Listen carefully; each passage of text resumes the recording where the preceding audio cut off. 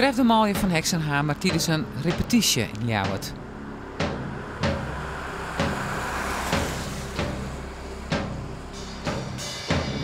In een kleine donkere grot, daar zat hij verstopt. Ja, daar zat hij verstopt. In een kleine donkere grot. En de deur op slot. Ja, en de deur op slot. Koud tot op het bot. In de kleine donkere grot. Het duurde veel te lang. Hij zat daar veel te lang. Bijtend op zijn wang. Niet meer in bedwang. Ook veel te lang alleen. Ja, veel te lang alleen. En toen het licht verdween. Duister om hem heen.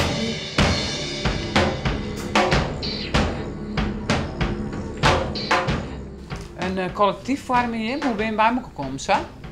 Nou, ik denk dat het vooral in onze manier van werken zit. We houden er heel erg van om vanuit ideeën te werken waarbij we nog niet direct nadenken over wat het effect ervan gaat zijn. Dus gewoon een idee hebben, aan de gang gaan, uitwerken en dan later pas zien wat voor consequenties er gaan vastzitten. En voor mij is dat inderdaad is dat waar we elkaar een beetje in hebben gevonden. En daar zit ook de spanning in. En ja, we proberen onszelf ook de hele tijd en elkaar op dat niveau continu aan te spreken. Zo. En we maken een heel prototype, dus toch van ja, in plaats van dat we maar ons producten zien elkaar concurreren of zo, kunnen we beter, nou ja, echt gewerken aan dingen combineren en dingen, ja, van een wat toekomstvisie ontwikkelen. Een heel soort producten gaat het in ieder geval opleveren, de oude het hier. Wat voor producten? We hebben een aantal bands. We hebben nu Kraken met Wolkenkrabbers een EP en een CD, een albumopname uitgebracht. We hebben een aantal theatervoorstellingen maken. We zijn een paar keer naar het buitenland geweest met wat bands. En ja.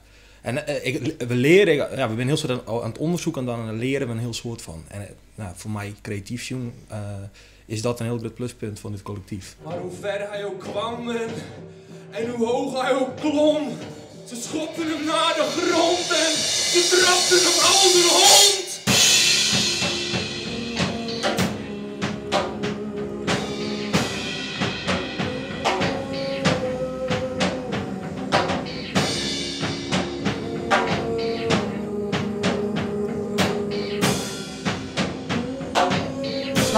Dan treffen we elkaar weer in een harmonie. Yes.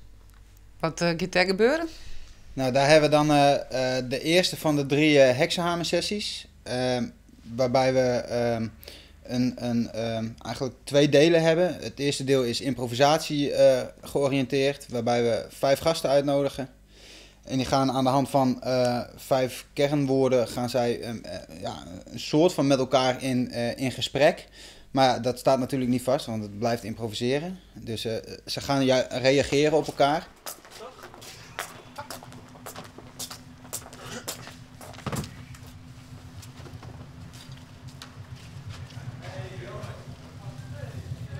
Een improvisatievoorstelling dus, maar dichter-kunster Jan Ketelaar en voorganger Richard Santingen. Het draaide uit op een soort van preek op muziek. My Life illustraties.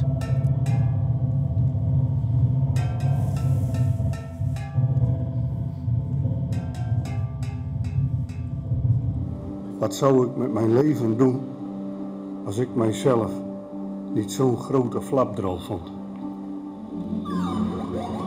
Maar God de Heer riep de mens.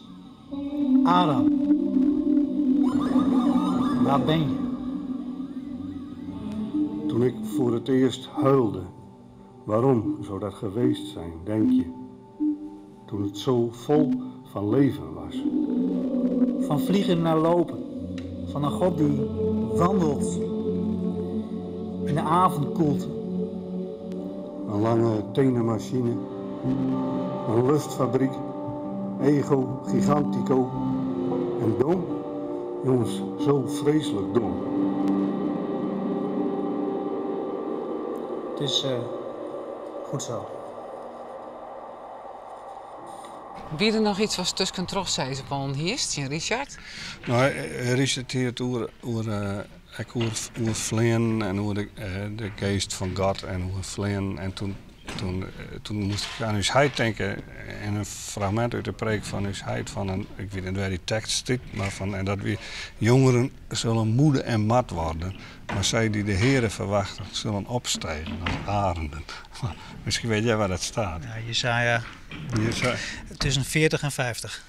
Dit is wel even een andere manier van spreken dan in het Sjeest, in het Tjerken. Ja, zeker. Het is een hele andere manier. De muziek maakt het wel heel zwaar. Hè? Dus ik had bepaalde dingen waarvan ik dacht van dat is luchtig. Of dat is juist wat wij zouden zeggen in de kerk bemoedigend. Hè?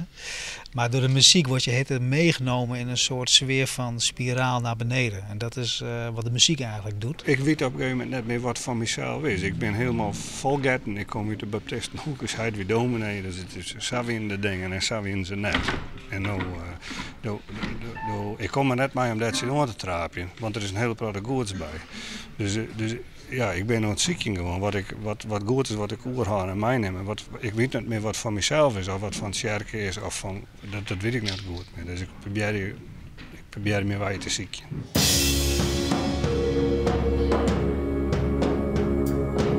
En tot besluit de intense voorstelling De Broer van God van Heksenhamer.